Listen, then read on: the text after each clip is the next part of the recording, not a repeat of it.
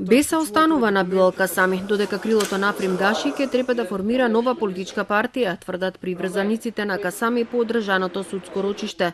Конечната одлука судот ќе треба да ја донесе за 3 дена, вели портпаролот Даим Лучи. Со ова се разрешува тримесечната криза и функционирањето на двајца председатели под превезот на Беса.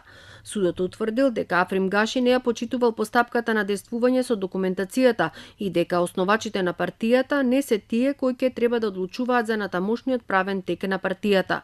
Од крилото на Гаши ги отфрлаат наводите дека судот ќе донесе одлука во корист на Касами. Денеска беа само сослушани двете страни и немаме никаква друга информација, вели Орхан Муртезани.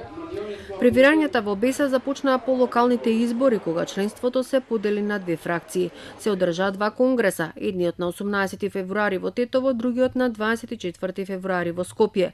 И Касами и Гаши тврдеа дека имаат легитимитета да бидат начело на партијата и да бидат носители на името и печатот на Беса.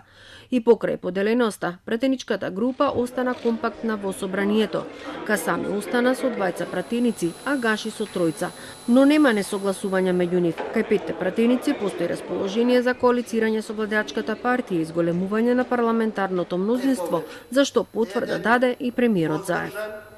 Против нема,